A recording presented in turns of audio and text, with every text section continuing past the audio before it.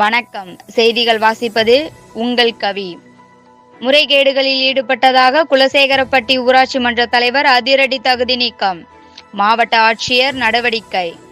தென்காசி மாவட்டம் குலசேகரப்பட்டி ஊராட்சியில் முறைகேடுகளில் ஈடுபட்டதாக கூறி ஊராட்சி மன்ற தலைவரை தகுதி நீக்கம் செய்து மாவட்ட ஆட்சித் தலைவர் கமல் கிஷோர் உத்தரவிட்டுள்ளார்.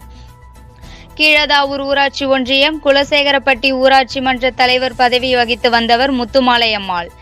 இவர் மீது ஊராட்சியில் பல்வேறு முறைகேடுகளில் ஈடுபட்டு அரசுக்கு நிதி இழப்பீடு செய்ததாக குற்றச்சாட்டு எழுந்து வந்தது. இது தொடர்பாக விசாரணை நடத்தியதில் அவர் மீதான குற்றச்சாட்டு உண்மை என்று தெரிய வந்ததால் ஊராட்சி மன்ற தலைவர் பதவியில் இருந்து தகுதி நீக்கம் செய்து தென்காசி மாவட்ட ஆட்சித்தலைவர் கமல் கிஷோர் இன்று 9ஆம் தேதி சனிக்கிழமை மாலை உத்தரவிட்டார். இந்த சம்பவம் தென்காசி மாவட்டத்தில் பெரும் பரபரப்பை ஏற்படுத்தியுள்ளது.